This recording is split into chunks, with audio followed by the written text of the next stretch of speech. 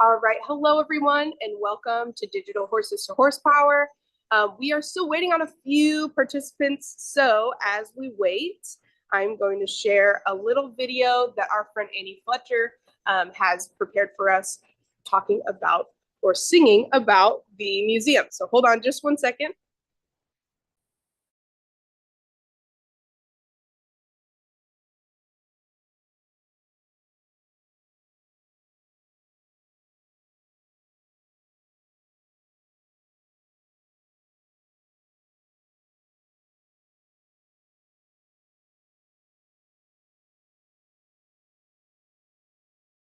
At the California State Railroad Museum, lots of locomotives, we want to see them. Bring your questions to the information stand. The docents will answer, give them a hand.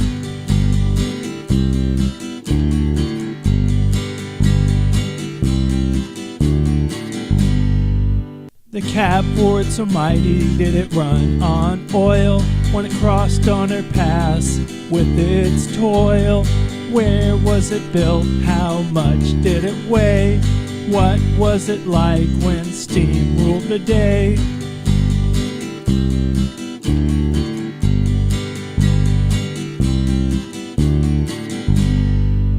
At the California State Railroad Museum, lots of locomotives, we want to see them. Bring your questions to the information stand. The docents will answer, give them a hand.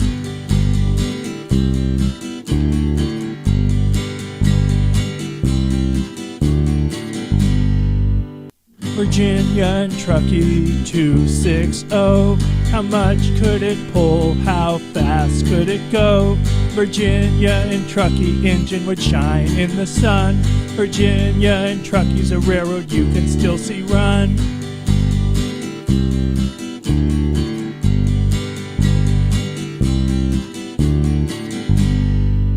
At the California State Railroad Museum, lots of locomotives, we want to see them.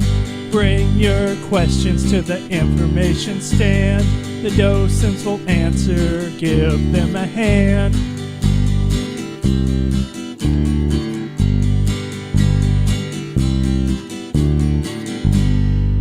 Santa Fe F unit in streamlined glory. From LA to Chicago you can share its story. What was it like to see it run down the track? Every time I see these trains I want to come back.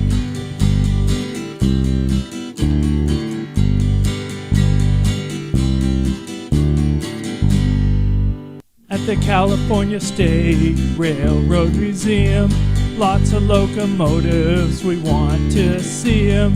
Bring your questions to the information stand. The docents will answer, give them a hand.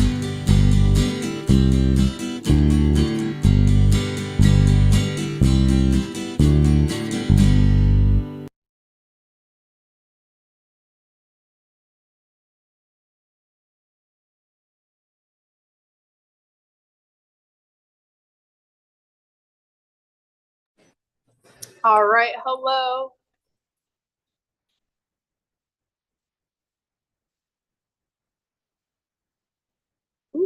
All right, hello everyone. I don't know about you guys, but that might be my favorite song. But anyways, welcome to Digital Horses to Horsepower here at the California State Railroad Museum, located in Old Sacramento State Historic Park. My name is Summer, and I am a guide here at the museum. And right now I am in the Transcontinental Railroad Gallery. That is the gallery that you would first walk into if you were to come in person to the museum. And this gallery depicts the nation's first transcontinental railroad. So today, that is what we are going to be talking about. We are going to be talking about the building of the Transcontinental Railroad, the struggles that the people went through to build it, and how the railroad still impacts our lives today. So during this program, we have 3 video stations for you to watch. I might throw out some poll questions for you guys to answer. So if you guys are on an individual device, you guys can go ahead and just answer those questions. If you are not, you can always tell the person next to you what your choice is, or you can also tell your teacher and then they can vote for you. At the end of the program, we are going to have a Q&A section. So if you guys have any questions throughout the program, go ahead and throw those in. If you are on an individual device, you can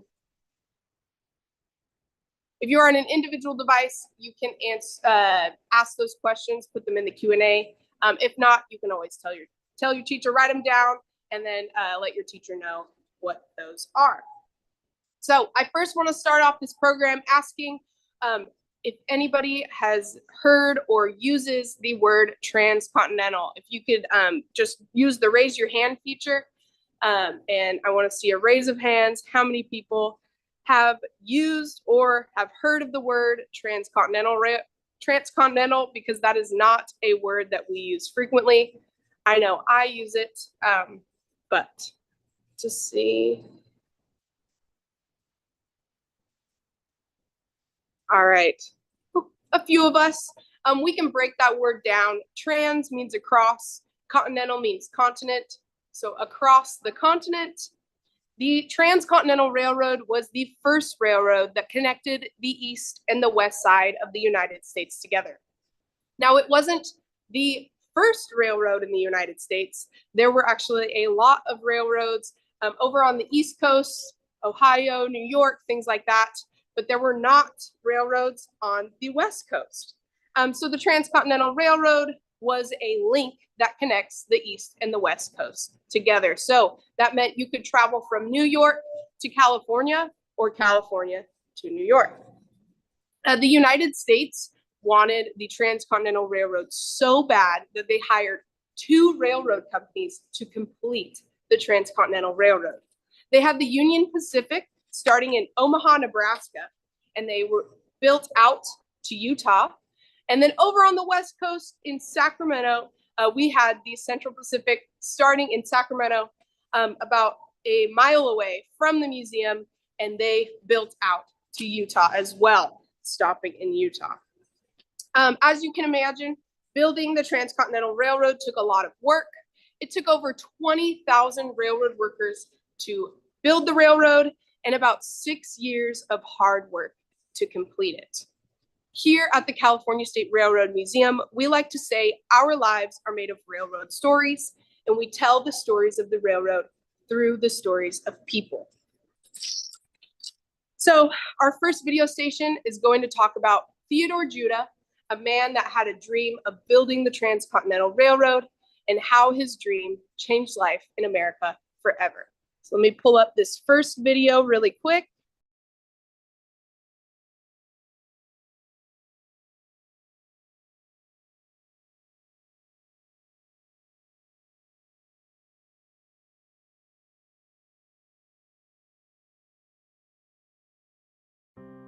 Have you ever had a dream, or have you just wanted to do something so badly no one was going to stop you? Well, that's how Theodore Judah felt about building the Transcontinental Railroad. It was his dream to build it, and no one was going to stop him from doing so. But what is the Transcontinental Railroad, and why was Judah's dream of building it so important? Well, for one thing, California had just had a gold rush, and people from all over were coming to California to try and find their fortune. But at the time, there were only 3 ways you could get here. The first way was to walk or ride a horse all the way across the entire country. This could take anywhere from 6 to 8 months, and it was very difficult to travel this way. Many people didn't survive the trip west. Another way you could get to California was to board a boat in New York and sail all the way down around the bottom of South America and back up to California. This trip also took about 6 months. The final way you could get here was by boarding a boat in New York, sailing down to Panama, walking through the jungles of Panama, and then boarding another ship and sailing back up to California. This way only took about 3 months, but people often caught deadly diseases such as malaria and yellow fever. This created the opportunity for Judah's dream of the Transcontinental Railroad, which would allow people to cross the country in days rather than months. From the time Theodore Judah was a child, he loved railroads. In fact, when he was just 14 years old, he was helping to run a railroad in New York. When he turned 28, he got an offer to help build a railroad in California from Sacramento to Folsom. He quickly accepted this job offer, and he and his wife Anna left for California. Although this project didn't last long, it was his opportunity to start working on getting the Transcontinental Railroad built. Once in California, Judah started to do a survey of his desired route from Sacramento through the Sierra Nevada mountains. Judah's wife Anna often accompanied him during these surveying trips. She helped keep him organized and even helped sketch the surveyed land. Eventually, after about a year of surveying, Judah found a route through the Sierra Nevada mountains at Dutch Flat.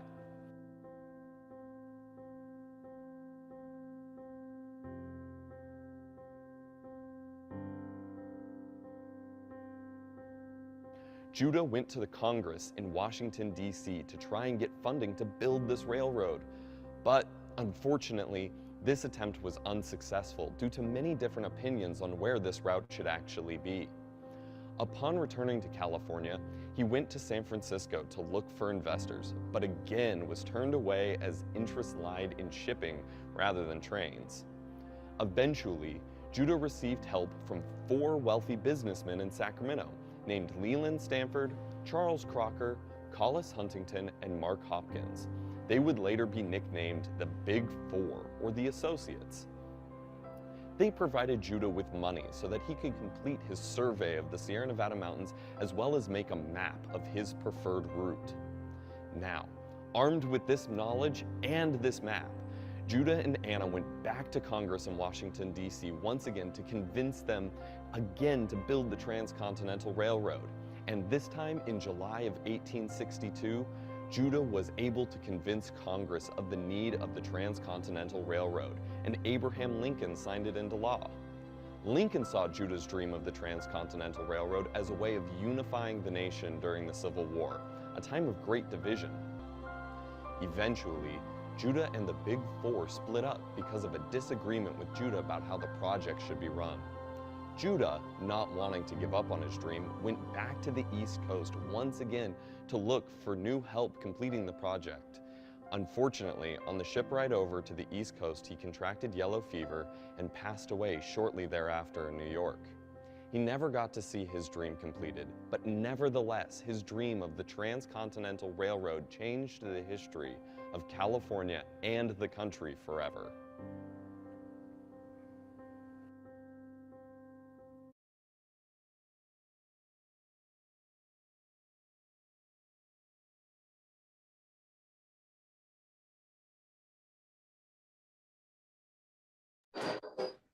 All right, welcome back, everyone. So in that last station, you learned about Theodore and Anna Judah hiking and surveying through the Sierra Nevadas to create a route for the Transcontinental Railroad that connects Sacramento to the rest of the United States. The other thing you learned about was how strong the rock was in the Sierra Nevadas. If you look behind me, you can kind of see a mural going on right now. If you guys have ever been to Lake Tahoe or Donner Lake, this is a depiction of Donner Lake. And in the Sierra Nevadas, there's this really strong rock. I have a piece of it right here. It's called Granite Rock. So you might have seen it if you have traveled to Lake Tahoe. If not, you could see this rock in kitchen countertops. We use, granite rock for our kitchen countertops because they are very strong and very, very hard to break. And that's great for making dinner every night. We don't want to scratch up the countertops, but it's not so great if you're trying to build a railroad. So in our next video, we're going to learn about who made the Transcontinental Railroad possible by actually building it. So let me get this video started.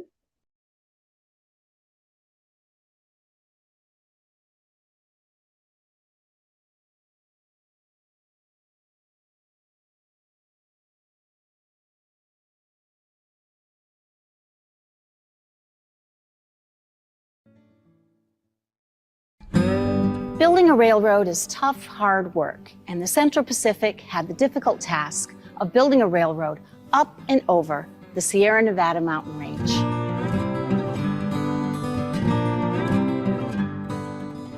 Chinese immigrants made up 90% of the workforce. They graded roads, bored tunnel through solid rock, laid track, and built bridges. They had to cut down trees and clear dense brush. They cut away land in some places and filled it in other places. And they did it all by hand because there were no steam shovels, power drills, or tunneling machines.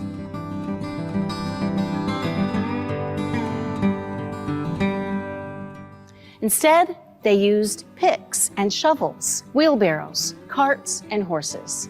The men worked 10 hours per day, 6 days per week. Work in the Sierra was the toughest of all because of how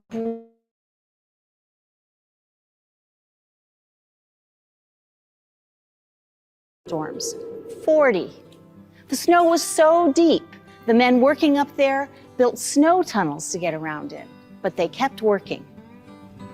The railroad ran 24-hour shifts with Chinese workers chipping and blasting away at the solid granite rock. The railroad hired more than 10,000 Chinese men to do this work.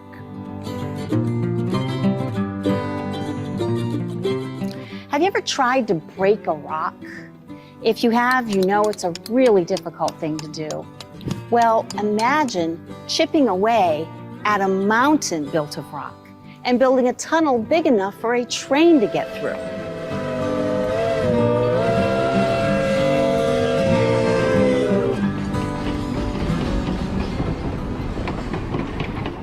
From 1865 to 1867, Chinese railroad workers built 15 tunnels. The most difficult was tunnel number 6, or Summit Tunnel. This tunnel was 1,695 feet long. That's almost 5 football fields lined up end to end. The Chinese worked day and night. Using a star drill, something similar to this, one man would hold it in place while another pounded it with a big, heavy hammer. And when he hit it with the hammer, the other man would turn it a quarter turn. Hammer, turn, hammer, turn, hammer, turn, all day until they made a hole that was about 2.5 feet deep. When they had several of these holes, they put in black blasting powder, and then they packed it with straw and mud and lit a fuse. Boom! It blasted away the rock, and the workers would carry away the rocks in baskets and wheelbarrows. Day after day after day after day they did this. Now, what do you think it would be like to work in a tunnel like that? It'd be cold, it would be dark, and very loud as you blasted deeper and deeper into the mountain. Your supervisor would be yelling at you to work harder, and the air would be so dusty and confined that it would be very hard to breathe. It was very difficult work. Many of the men died in blasting accidents or in avalanches in the mountains, but the Chinese continued to work hard, and they finished the tunnels in the summer of 1868. By the way, the snow was so bad the Central Pacific built 37 miles of snow sheds, like the one that we have here in the museum. Some people call that the longest barn in the world. Well, for all this work, the railroad paid Chinese workers less than white workers. By June of 1867, Chinese earned about $35 a month, which equals out to about $600 in today's dollars.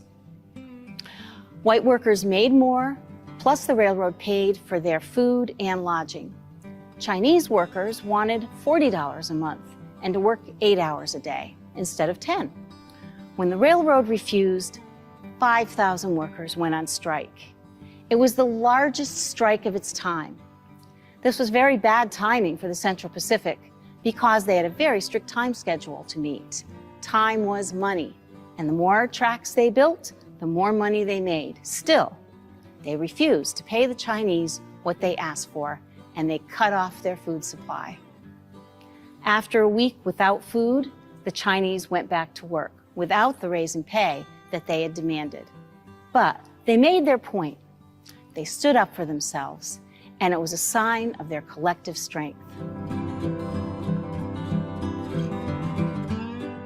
The Chinese proved to be very hardworking and dependable. They had to deal with extreme prejudice from other white workers and from supervisors. But they eventually earned the respect of Stanford, Huntington, Crocker, and Hopkins, the Big Four, who could not have built the railroad without them. The time had finally arrived.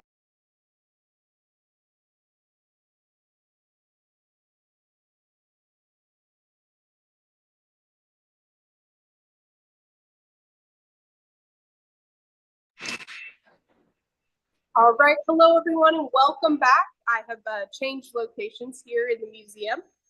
So in that last video, we learned that building the Transcontinental Railroad was a historic accomplishment that couldn't have been completed without the Chinese railroad workers. Because this completion was so big, they had a celebration where the two railroad companies met in Promontory, Utah. And we like to call this event the Golden Spike Ceremony that happened on May 10th, 1869. And they had some important people there. They had Leland Stanford.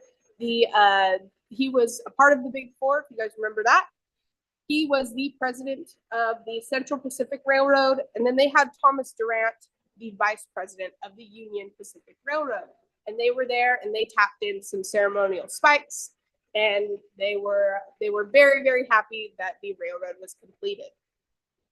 So I think we're halfway through our program, so maybe we should get up, stretch, wiggle out really quick. And I want to commemorate the completion of the Transcontinental Railroad. So back then they used to say huzzah. I know now we say hooray, but we are going to do 3 huzzahs to commemorate the completion of the Transcontinental Railroad. All right. So whether you're in your seat, standing up, let's throw some huzzahs out. Are you ready? 1, 2, 3. Huzzah! Huzzah! Huzzah! All right. Thank you guys for commemorating the completion of the Transcontinental Railroad with me. That was awesome. Now I want to talk about life after the Transcontinental Railroad was built for the workers. After it was complete, the workers that had been putting their lives into the railroad had to figure out what they were going to do next. So I have a poll question for you guys. Let me get this up really quick.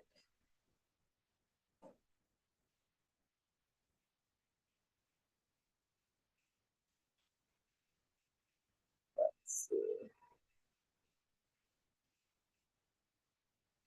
All right, I'm gonna launch it out to you guys. So it says, imagine that you were a Chinese railroad worker and you had just finished the Transcontinental Railroad. What would you have done next? So go ahead and read those answers. One of them is return to China. The other one is move on to a different type of work in California. Third one, continue working for the railroad company in the West. And the last one, take the Transcontinental Railroad to the East Coast for new opportunities. So I'm going to give you guys about 15 more seconds. Get those questions in.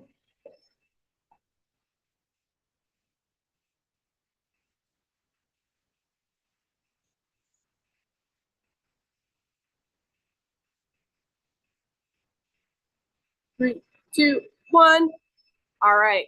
So it looks like 40% of you said return to China. Nobody said move on to a different type of work in California. No one said continue working for a railroad in the West. And there are a few that say take the Transcontinental Railroad to the East Coast for new opportunities. Let's see, share those. So, you know, the Chinese railroad workers, a lot of them did all of these types of opportunities. But the biggest one was continue working for a railroad company in the West, because that is what they knew how to do. They put their lives into building the Transcontinental Railroad, so they continued working for the railroad. All right, so in that video, you also learned about the discrimination the railroad workers faced while working for the railroad. And it wasn't unique for the Central Pacific railroad workers to experience this discrimination. They experienced it before working for the railroad and after. And this all led up to the Chinese Exclusion Act, which started in 1882, and this blocked or banned Chinese immigration into the United States. And it was renewed again and again and again. It lasted 10 years, and so when it was close to the end, they renewed it multiple times, and it finally stopped in 1943, and this Exclusion Act lasted 61 years.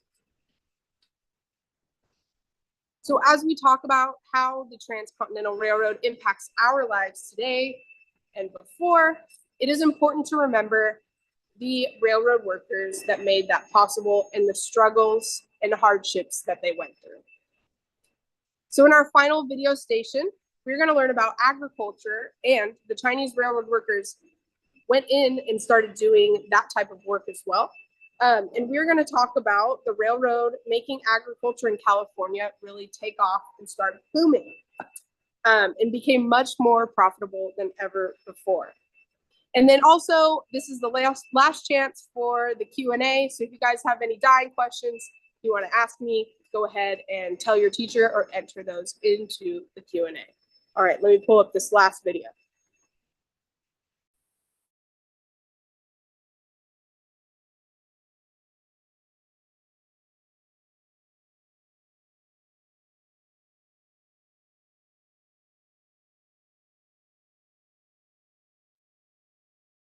At our last stop on the tour, we're going to talk about two things that had a powerful impact for the railroad in America: the refrigerator car and California agriculture.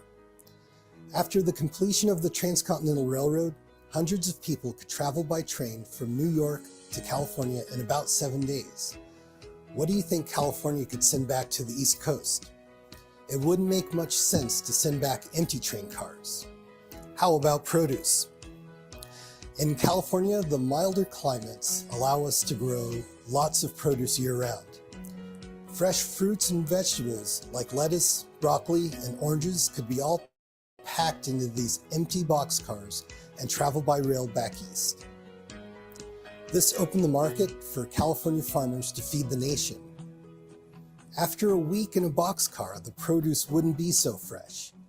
Imagine eating a salad that was made from lettuce that was sitting out on your countertop for a week. It would get wilty, slimy, and no amount of ranch dressing would fix it. The refrigerator car would fix this problem. In the late 1870s, the refrigerator cars were introduced to the railroad. These are boxcars cooled by big blocks of ice cut from frozen ponds in the Sierra Nevada mountains. The ice would help California produce stay fresh a little longer. You're all used to it now, but really think about how this would change everything in the 1870s. Now let's pretend that we're visiting New York City in the 1870s. It's winter time and we're looking for a restaurant for dinner. Most of the menus that you would read would offer preserved produce like spinach or maybe peaches. The restaurant next door visited the farmer's market at the railroad station. Their menu has salad with fresh lettuce, tomatoes, along with fresh strawberries and cream for dessert. I would want to eat fresh produce over canned. This was a game changer. You're used to it now, but think about how that changed everything in the 1870s. Today, you could travel anywhere in America, even the world, and find fresh fruits and vegetables. The refrigerator car was a pretty good system, but still, things change and improve over time. In comes the story of our next innovator, Frederick Jones. Frederick was the child of a black mother and white father. he lost both his parents by the time he was 9 years old. What Frederick was able to do over his career without the support of parents or even a formal education is truly amazing. As a young man, he held a variety of technical jobs: a foreman at a garage, a mechanical engineer, and a sergeant in World War I working as an electrician. He taught himself mechanical engineering and picked up his other skills on the job. When he was 20, he earned his engineering license. He and a partner successfully developed an electric refrigerator and established the U.S. Thermal Control Company, later called Thermo King. By the 1930s, Frederick's designs of a large electric refrigeration unit were widely being used in homes, trucks, and railroad cars. Food could be transported over long distances without worrying about melting ice. His inventions opened the door to shipping foods all around the world and started the rise of portable frozen meals. Frederick patented 60 inventions over his career. 40 of them were related to refrigeration. The next time you visit your refrigerator, pour yourself a glass of ice water and make a toast to the great contributions of Frederick Jones. Today, California is an agricultural powerhouse. We're living during California's second gold rush. If you add up the value of all the gold that was mined in California over the past 160 years, it would be worth about $25 billion. Now that's a lot of cash, but in 2019 alone, California produced over $50 billion worth of agriculture. Modern agriculture was made possible by the railroad and the inventions that refrigerated and transported our foods.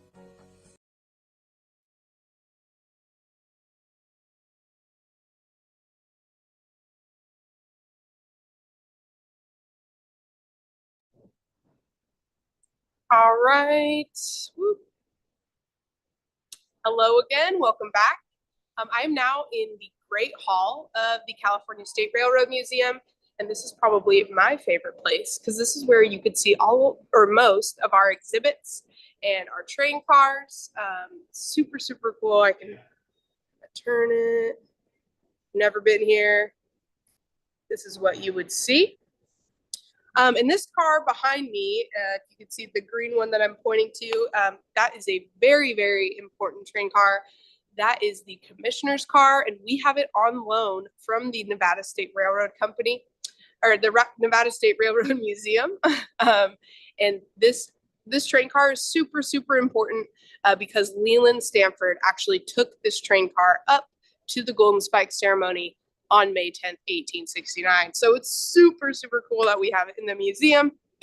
But yeah, that was the last video station I have for you guys. So I'm gonna go ahead and answer a few questions in the Q&A. Go ahead and get those in. I'm gonna look. Let's see, hold on here.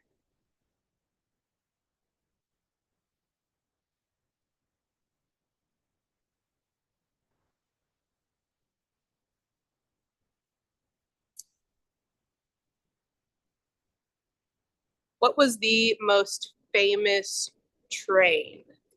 Let's see. I want to say, I'll bring you guys over so you guys can look at it. Well, I did mention that the commissioner's car, that is not a train, it's just a train car. But we do have, you can kind of see it here. I'm way shorter than this train car, but if you could see it, this is our cab forward. And let's see if I can get a depiction of how big this guy is.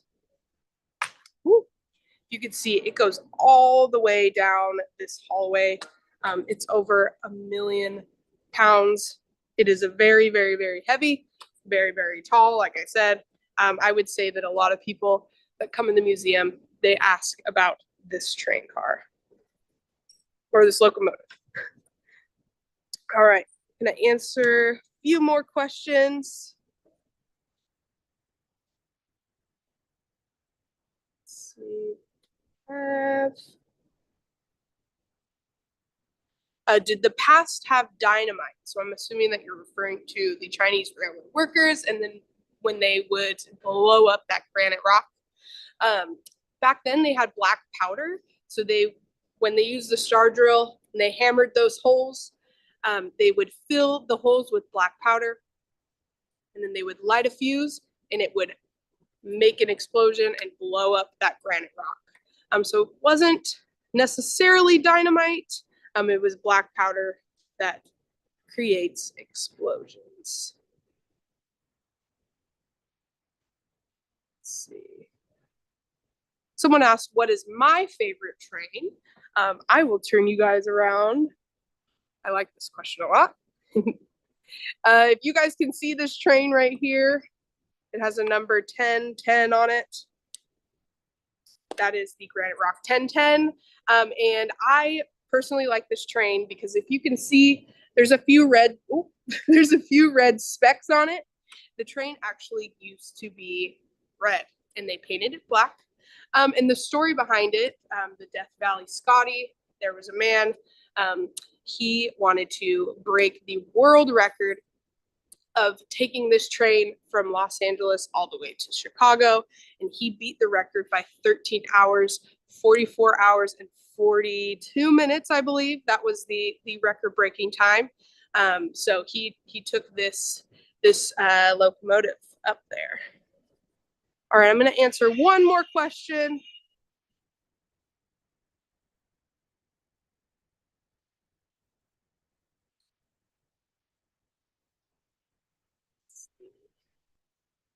Did any of the trains ever get damaged? This is actually a perfect question. I'm going to take you over to another locomotive here. We're going to talk about the CP Huntington. This train car actually was in a very, very big collision, and it was actually going to be scrapped for parts, but a company in San Francisco wanted to restore it. So they took this locomotive and they restored the CP Huntington back to what it would have looked like back in the 1800s. So it's super, super cool. I mean, I can't imagine this being, in a collision or in a crash. It looks so nice. But yeah, so some of the trains do get damaged. In the museum, we try our best to let everyone know, no climbing. Please do not damage the artifacts. We want people to respect that. But yeah, that is the end of our program. That is the end of Digital Horses to Horsepower. Thank you guys for being on here with me. And you guys have a great